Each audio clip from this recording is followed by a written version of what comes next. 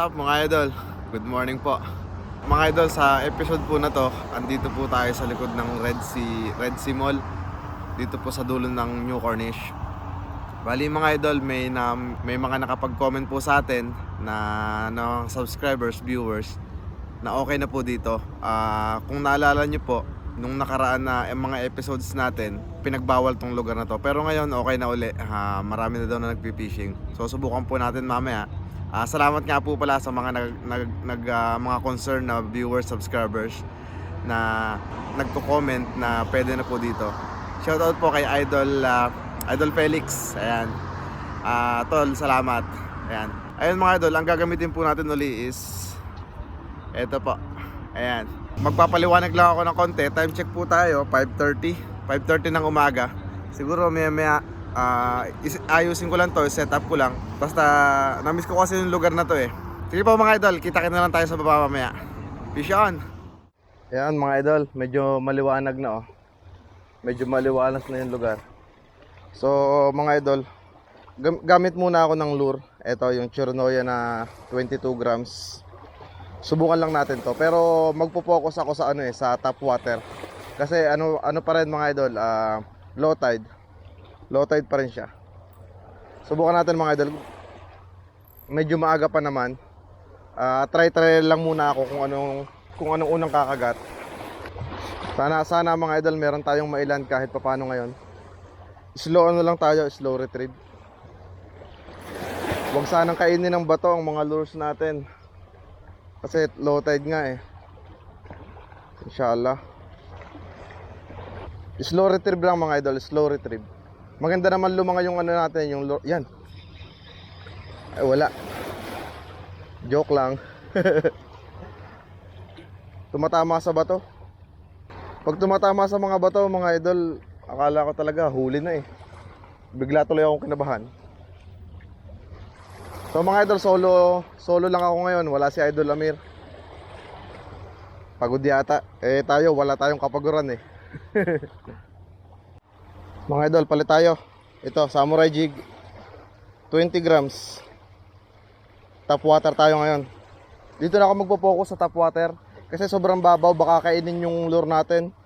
Kasi yung mga lure natin is mga sinking siya. Kukunti lang yung yung suspending ko. Kaya ito.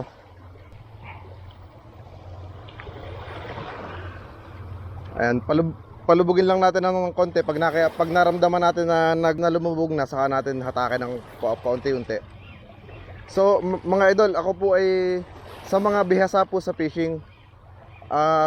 Comment po kayo dyan mga idol kung tama po yung ginagawa ko. Hindi po ako talaga bihasa. Sinasabi ko lang kung ano lang yung experience ko as baguhan. Tatanggapin ko po lahat ng comments nyo mga idol. Huwag po kayo mag-alala. Doon po tayo matututo sa mga punan ng ating mga viewers. Lalo na po yung mga marurunong na talaga, yung mga eksperyensyado na fisherman na gumagamit ng same setup.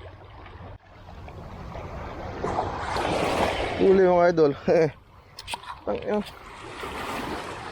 Ang liit.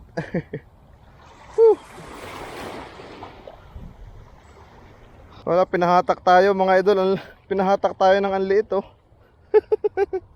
Okay na, grouper mga idol. Lapu-lapu.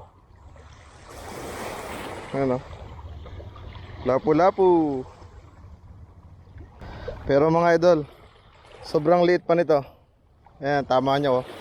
Napansin nyo mga idol, dito na naman sila kumagat sa gitna oh.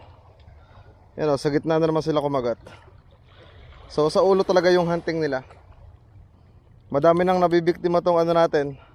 Itong ating lipless. Pero pakawalan natin to mga idol, maliit pa siya masyado. Mga idol, release natin. Ay, huwag ka na magpapahuli ha, susunod ha. Ingat ka na ha. Pag nagpahuli ka pa sa susunod at wala akong huli, yari ka sa akin. Ay mga idol, release natin. Babush. Maliit pa kasi. Hagis ulit tayo.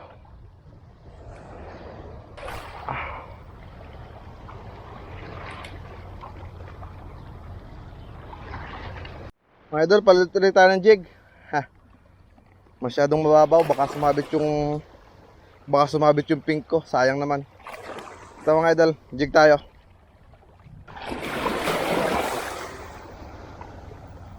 Hindi pa nakakagatan ng medyo maayos mga idol.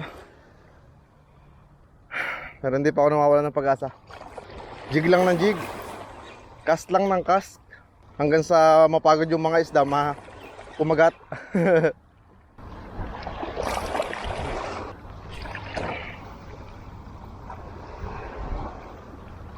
Kung palayuan ng cast, panalo na ako.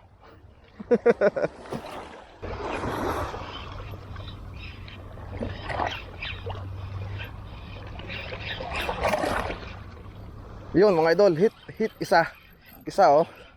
Sige, lumabang ka. Ano ko, maliit lang to. Ayun, nagtatalon pa oh. Woo! Huwag kang kakawala, alinti ka. Yun oh, namumutay mga idol. Ano kaya to? Lapis? Queenfish mga idol, queenfish.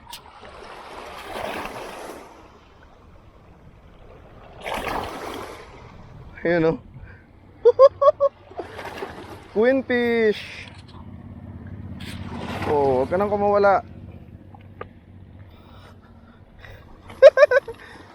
Mga idol, queenfish.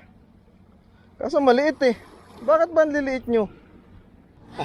Mga idol, queenfish. Ayan o. Maliit lang.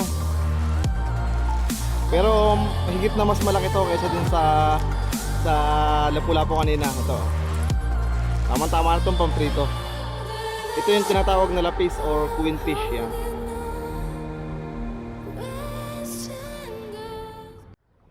Mga idol, ngayon pa lang sila nagsisimulang kumagat. Sana wag malaglag yung GoPro ko.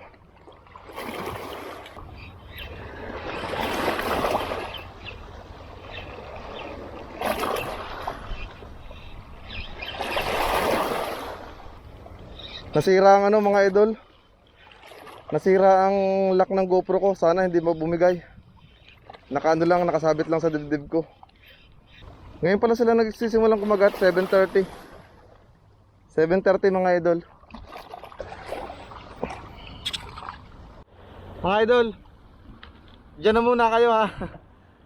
Kasi nasira yung lock nung GoPro ko. Baka malaglag sa dibdib ko. So mga idol, dito na lang muna ako mag-jig. Pasensya na muna, dyan na muna kayo ha. Ayos.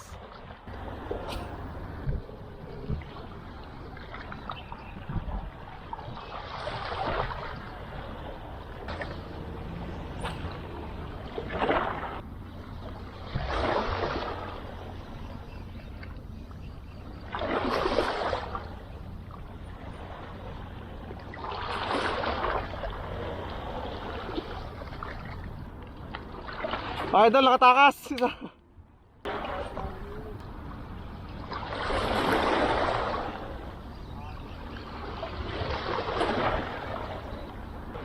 Mga idol, sinasalakay yung jig natin pero nakakatakas sila.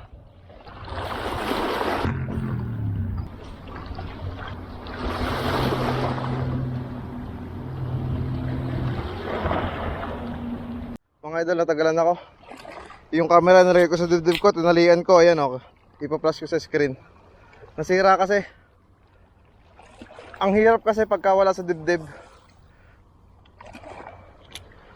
Kaya ayan, tinalian ko para hindi malaglag.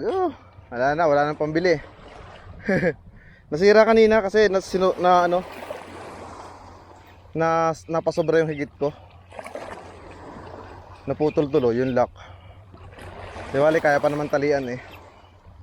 Nawala tuloy yung mga isda. Ang tagal ko nagtali.